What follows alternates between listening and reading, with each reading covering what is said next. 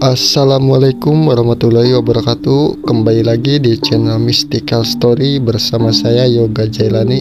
Apa kabar kalian semua? Semoga baik-baik aja dan sehat selalu. Oke, jadi di video kali ini saya akan melanjutkan cerita kisah mistis yang berjudul Ritual Tarik Janin. Buat kalian yang belum nonton di part 1, saya sarankan untuk nonton terlebih dahulu di part 1 agar kalian bisa tahu alur ceritanya seperti apa. Seperti kemarin, di mana kisah ini berasal dari akun Twitter yang bernama Sidik dengan username @tanyademit. Sebelum ke ceritanya, saya mengucapkan banyak-banyak terima kasih kepada Bang Sidik yang udah mengizinkan saya untuk membawakan hasil karyanya ini. Buat kalian yang hobi cerita mistis, kalian bisa cek ke akun Twitternya. Linknya saya sudah sediain di deskripsi, silahkan kunjungi dan follow juga. Kalian bisa baca sepuasnya di sana. Banyak cerita yang menarik dan membuat merinding tentunya. Oke, tanpa berlama-lama lagi, kita langsung mulai aja ke ceritanya.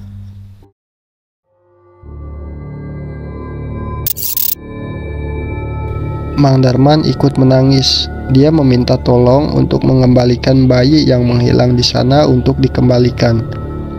Namun, Pak Raji hanya bisa berusaha karena ini sudah terlalu telat untuk dikembalikan. Semuanya mendadak hening, hanya ada tangisan Mang Darman dan Bu Sri yang terdengar. Sedangkan Bapak dan Pak Raji hanya terdiam setelah melihat hal tersebut. "Mang," tiba-tiba Pak Raji memanggil Mang Darman yang masih menangis pada saat itu. "Apa yang terjadi kepada istrimu adalah salah satu pekerjaan dari seorang yang ingin mendapatkan keturunan, namun dia tidak memakai cara yang baik. Orang ini akan melakukan apapun, termasuk mengambil bayi dari orang lain. Apa yang terjadi dalam beberapa hari ini adalah sebuah proses dari ritual transfer janin. Sebuah ritual yang terlarang bagi seseorang yang ingin mempunyai keturunan. Ritual ini sebenarnya belum selesai sepenuhnya, karena bayi masih berada di alam lain dan belum dipindahkan kepada perut wanita yang akan menjadi ibu bagi bayi tersebut. Karena dia harus melakukan ritual lain, yaitu ritual pergantian nyawa, yaitu dengan mengorbankan salah satu anggota keluarganya agar bayinya muncul dan lahir dari wanita yang sudah dia tentukan ketika ritual ini berlangsung. Semuanya terdiam, rasa tidak percaya seketika muncul dari diri mereka masing-masing atas apa yang Pak Raji bicarakan. Kalian boleh percaya atau tidak, namun bukti sudah ada di depan kalian," kata Pak Raji sambil menunjuk ke arah Bu Sri yang masih menangis. "Kondisi bayi ini masih di alam yang lain. Nampaknya orang itu masih belum melakukan ritual tukar nyawa sebagai penebusan bagi bayi itu. Sehingga aku masih bisa membantu kalian untuk mengembalikan bayi itu ke dalam kandungan Bu Sri." Namun, tiba-tiba Pak Raji itu terdiam sejenak. Dia melihat Bu Sri yang menangis di depannya, lalu melihat Mang Darman dan Bapak yang masih terdiam di sana. "Saya hanya bisa berusaha, namun tidak bisa menjamin bayi ini akan kembali. Karena hal ini benar-benar tidak mudah untuk dilakukan," katanya dengan sedikit menunduk. Pak Raji itu mencoba menghela napas panjang. Tanpa menunggu jawaban dari Mang Darman, dia langsung berdiri dan menunjuk ke arah kamar Bu Sri. "Sekarang, coba keluarkan semua yang ada di kamar. Kita akan melakukan sesuatu untuk mengembalikan bayi ini ke dalam perutnya." Semua yang ada di dalam kamar akhirnya dikeluarkan. Kasur, pakaian, semuanya dikeluarkan. Awalnya Mang Darman tidak mengerti kenapa dia harus mengeluarkan barang-barang itu. Namun dia mengerti ketika dia melihat banyak sekali belatung yang hidup di bawah lemari dan ranjang. Mang Darman akhirnya percaya, rupanya itu adalah asal muasal dari bau busuk yang dia cium di waktu tertentu di dalam rumah. Seisi rumah akhirnya dibersihkan oleh Pak Raji. Dia benar-benar menggelengkan kepalanya ketika melihat seisi rumah yang begitu kotor dalam kacamata batinnya. "Sekarang, kalian harus berkumpul di ruang tengah ketika maghrib, karena kita akan coba mengembalikan bayi yang sudah menghilang di tubuh Bu Sri. Dan panggil juga anak-anakmu untuk membantu prosesnya, karena kita perlu banyak orang," kata Pak Raji kepada Bapak. Tak lama, Pak Raji mendekati Bu Sri yang masih menangis karena bayi yang dikandungnya hilang begitu saja. Aku hanya bisa berusaha sebisa mungkin untuk membuat bayinya kembali ke dalam kandungannya, katanya sambil mengusap-usap perut Busri. Maghribun tiba, rumah Busri nampak ditutup rapat, sehingga tidak terlihat bahwa ada banyak orang yang sedang berkumpul di sana. Kedua anakku yang ikut berkumpul hanya diberi tugas untuk memegang kedua tangan Busri, sedangkan Mang Darman dan Bapak duduk di dekat Paraji itu. Tepat jam 8 malam, Paraji membaringkan Busri. Kedua tangannya dipegang oleh kedua kakakku. Dia juga berkata bahwa apapun yang terjadi di tempat ini, jangan membuat semua yang ada di sini melarikan diri. Semua orang mengangguk, termasuk kedua kakakku, meskipun ada rasa ragu dari dalam hati mereka. Bu, tahan ya, apapun yang terjadi pokoknya tahan. Saya akan berusaha sekuat tenaga untuk mengembalikan bayi itu ke dalam perut, katanya sambil mengusap perut Busri. Semuanya kini memejamkan mata. Aku ingat kakak bercerita bagaimana menegangkannya suasana pada waktu itu. Dia hanya memandang Busri yang mulai memejamkan mata dan mulai membacakan doa-doa pada malam itu. Semuanya baik-baik saja pada awalnya, hingga ketika 1 menit berlalu, dada mereka tiba-tiba merasa sesak. Ruangan yang hanya dihuni oleh 6 orang kini terasa dihuni oleh puluhan yang masuk ke dalam ruangan tersebut. Tubuh kakak merinding, seperti ada banyak jarum-jarum kecil yang menusuk ke permukaan kulitnya pada malam itu. Semua yang ada di sana merasakan hal yang sama. Kakakku melihat ke segala arah. Tirai yang menjadi pembatas rumah tiba-tiba bergerak secara perlahan.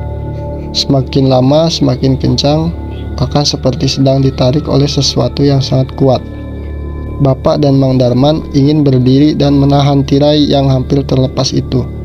Namun Paraji tiba-tiba berkata dengan sedikit kencang, "Diam! Jangan kemana-mana, diam di sini. Tahan, pokoknya tahan, jangan ada yang gerak." Paraji tetap memejamkan matanya.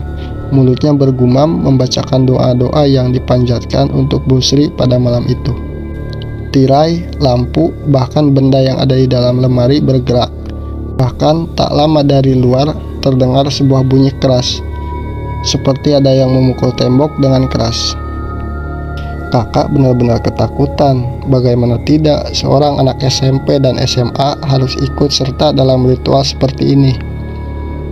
Tahan, tahan, tahan.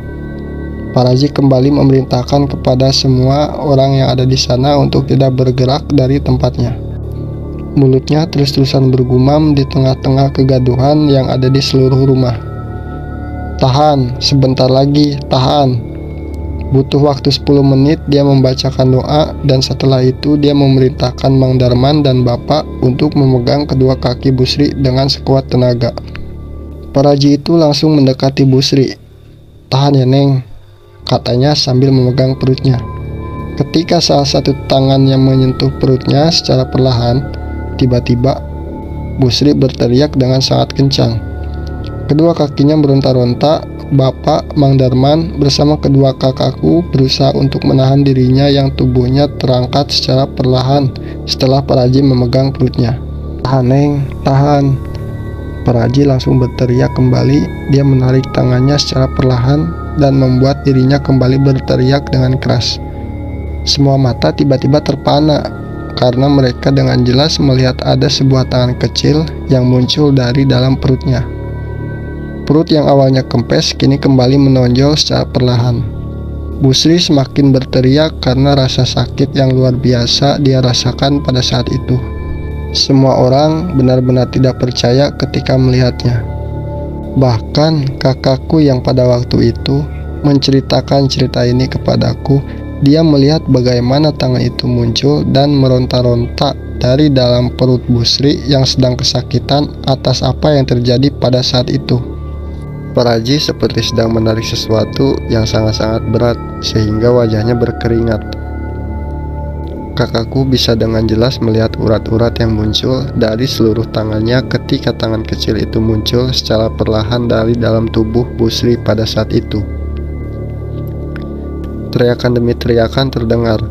Mang Darman selaku suaminya tidak tega melihat Busri kesakitan seperti itu. Namun, karena ini adalah cara satu-satunya yang harus dia lakukan, sehingga dia hanya menahan kaki istrinya sekuat tenaga agar semuanya berjalan dengan lancar. Apa yang Paraji lakukan cukup lama, sekitar 10 menitan. Beberapa kali dirinya menggerutu karena apa yang dia lakukan menghabiskan seluruh tenaganya. Napasnya langsung terengah-engah, keringat dingin membanjiri tubuhnya pada saat itu. Semuanya begitu menegangkan. Mereka tidak tahu hasilnya seperti apa karena tidak ada kepastian. "Tahan sedikit lagi, Neng. Tahan, tahan, Neng, tahan." Paraji terus memberikan motivasi kepada Busri. Perutnya yang awalnya kempes kini semakin membesar seperti semula. Rasa lega kini muncul secara perlahan dari diri Mang Darman. Karena anak yang hilang kini muncul kembali lagi. Meskipun tiba-tiba lampu di rumah Busri pecah dan membuat semuanya gelap gulita. Hal itu dibarengi dengan suara terkekeh-kekeh seorang nenek yang muncul entah dari mana. Dia muncul dari dalam kegelapan. Kedua kakakku, Mang Darman, Bapak langsung mencari asal suara tersebut sambil memegang tubuh Busri yang meronta-ronta. Suasana yang gelap membuat mereka panik karena hal ini membuat suasana di sana semakin mencekam. Nampaknya apa yang sedang Paraji lakukan membuat dirinya marah, sehingga kini dia muncul untuk mengganggu proses yang sedang kita jalankan. "Diam!" Paraji tiba-tiba berteriak di tengah kegelapan kepada kita semua yang sedang memegang Busri pada saat itu. Paraji langsung berdiri. "Jangan ada yang kemana-mana. Tangan dan kaki Busri jangan sampai lepas." Tak lama, kemudian dia langsung berlari ke arah dapur dengan tergesa-gesa seperti sedang mengejar sesuatu. Kakak yang ketakutan tidak mencari tahu apa yang terjadi di dapur, karena dia terlalu takut atas apa yang terjadi di sana. Dia hanya terdiam dengan kedua tangannya yang menahan tangan Busri yang memberontak karena kesakitan. Dia hanya mendengar suara gaduh di sana, suara orang terlempar dan mengenai tembok rumah, suara benda terjatuh, dan suara Paraji yang berteriak dan bergumam membacakan mantra. Di satu sisi, Busri masih berteriak-teriak. Dia merasakan rasa sakit yang mendalam akan kejadian itu. Beberapa menit berlalu, entah bagaimana ceritanya, suara jeritan Busri pelan-pelan menghilang. Sepertinya kesadaran mulai hilang setelah dirinya merasakan rasa sakit yang luar biasa dari dalam perutnya. Apalagi secara tiba-tiba dari arah dapur, Paraji kembali sambil membawa lilin yang Mang Darman simpan di sana sebagai penerangan. Dan kata yang keluar pertama kali darinya adalah, "Maaf, aku tidak bisa menyelamatkan bayinya," kata Paraji sambil mengangkat tangannya yang penuh darah. Hal itu tentu saja membuat semua orang yang ada di sana syok, apalagi ketika sinar lilin yang menyinari mereka memperlihatkan sesuatu yang membuat mereka kaget. Busri kini tak sadarkan diri, bersamaan dengan sebuah darah segar yang muncul dari arah kemaluannya. Hal itu membuat semua yang ada di sana kaget dan tidak percaya atas apa yang terjadi. Semuanya terdiam, sedih, marah, takut, semuanya berkumpul di dalam diri mereka masing-masing. Usaha yang mengembalikan bayi yang sudah menghilang dari dalam tubuh Busri nampaknya tidak berhasil dilakukan. Dan hal itu membuat Busri dan Mang Darman semakin sedih karena mereka kini benar-benar kehilangan bayi yang akan menjadi anaknya dengan cara yang menyedihkan. Sudah hampir 2 bulan berlalu dari kejadian itu. Ibu kini melihat Busri selalu mengurung diri di dalam rumah. Tatapannya seringkali kosong dan melamun tidak karuan. Dirinya yang selalu datang ke rumah kini hanya berdiam di rumahnya. Dia selalu menangis ketika melihat ibu di depan rumahnya yang mengandungku sambil memegang perutnya yang kini normal kembali. Mang Darman selaku suami berusaha sekuat tenaga untuk menyenangkannya. Dia bahkan membawa sepupu jauhnya agar Busri bisa bermain dengannya. Namun tidak ada respon dari Busri pada saat itu. Kejadian 2 bulan yang lalu masih membekas di dalam pikirannya. Suatu hari, Paraji mencoba menjelaskan bahwa sebenarnya ada orang yang masih satu kampung dengannya yang mengincar ibu hamil untuk dipindahkan ke dalam perutnya secara gaib. Dia awalnya berhasil memindahkan ke dalam perutnya, namun ketika ritual pada malam itu dilakukan, prosesnya gagal dan sang bayi menghilang dan tidak kembali ke dalam perut Busri ataupun orang itu. Mang Darman yang berniat mencari orang itu dan meminta Paraji untuk memberitahukannya. Namun dia berkata bahwa orang itu tak perlu dicari karena dia tidak mendapatkan apa yang dia inginkan. Apalagi tanpa ada bukti yang bisa dibuktikan sehingga Paraji tidak bisa memberitahunya. Tepat di bulan Agustus tahun 1990, tepatnya hari Kamis jam 6 sore, terdengar suara tangis seorang bayi laki-laki yang mungil dengan nama yang merupakan namaku yang aku pakai hingga saat ini. Hari itu adalah hari yang membahagiakan sekaligus hari yang menyedihkan ketika pertama kali aku lahir di dunia. Kabar kelahiranku diketahui oleh Bu Sri. Dia yang selama beberapa bulan ini sering termenung dan melamun di dalam rumahnya. 1 jam setelah kelahiranku muncul seseorang yang tak disangka-sangka, yaitu adalah Bu Sri yang berlari dari rumah dengan wajahnya yang tersenyum seperti sedang menyambutku yang baru lahir. Dia langsung duduk dan tersenyum melihatku yang sudah tertidur di dekat ibuku. Untuk pertama kalinya, dia tersenyum kembali setelah beberapa bulan termenung dan mengurung di dalam rumahnya. Meskipun wajahnya pucat dengan bajunya yang lusuh, namun dirinya muncul dan langsung duduk sambil melihatku dengan penuh senyuman. Bahkan dia diminta untuk menggendongku dengan perasaan yang senang. Ibuku hanya tersenyum melihat Bu Sri kini mulai tersenyum kembali. Dengan perasaan yang senang, dia menggendongku, melihat wajahku dari dekat, bahkan mengusap-ngusap kepalaku seperti anaknya sendiri. Kakakku bercerita bagaimana wajah Bu Sri yang terlihat sangat senang karena kini dia menggendong seorang bayi yang dia idamkan. Namun jauh di dalam hatinya kalau sebenarnya hatinya menjerit karena aku yang lahir pada waktu itu bukanlah anak yang dikandungnya. Bu Sri menggendongku dengan cukup lama, bahkan sampai jam 12 malam dia tinggal di rumah dan melihatku seperti anaknya sendiri. Hingga akhirnya Mang Darman yang melihat istrinya senang seperti itu berkata kepada ibu dan bapak. Kakakku kembali bercerita karena melihat istrinya yang awalnya termenung kini tersenyum kembali. Mang Darman mencoba memberanikan diri untuk meminta mengangkat aku menjadi anaknya dan mengasuhnya, bahkan dia rela menjual dan menukar semuanya agar aku bisa menjadi anaknya. Mang Darman menceritakan kembali bagaimana kondisi istrinya, bagaimana hilangnya bayi di dalam kandungannya dan memohon agar aku menjadi anak mereka. Namun ibu dan bapak menolak. Mereka hanya berkata Bu Sri boleh mengasuhnya namun tidak bisa mengangkat menjadi anaknya. Karena meskipun aku adalah anak keempat yang dilahirkan dari ibu, namun ibu tidak rela aku diasuh oleh orang lain, terlepas apa yang sudah terjadi kepada orang tersebut. Karena mau bagaimanapun itu adalah darah dagingnya yang tidak bisa diserahkan kepada siapapun. 3 bulan berselang, aku yang sedang diasuh oleh Bu Sri dan ibu tiba-tiba terkejut karena ada seorang laki-laki paruh baya yang muncul kepada mereka berdua. Tanpa memperkenalkan dirinya, tiba-tiba berbicara kepada Bu Sri sambil menangis. Maaf Bu, maafin aku karena gara-gara keegoisanku, ibu kehilangan anak dan istriku kini gila karena setiap hari dia dihantui oleh suara tangisan bayi yang kini mengganggu hidupnya hingga saat ini. Maafin aku benar-benar minta maaf karena ritual itu, karena keinginan untuk mengambil anak ibu, sekarang istriku menjadi gila akan hal tersebut. Dan kehamilan yang seharusnya ada tidak terjadi hingga hari ini. Hanya satu-satunya cara agar istriku kembali normal yaitu menerima permintaan maaf dari ibu yang merupakan ibu asli dari anak yang aku ambil pada saat itu. Sampai sekarang ini kisah nyata. Memang rasanya sulit untuk bisa diterima. Sampai detik ini masih ada dan itu bisa saja mengincar kalian yang sedang hamil dimanapun kalian berada.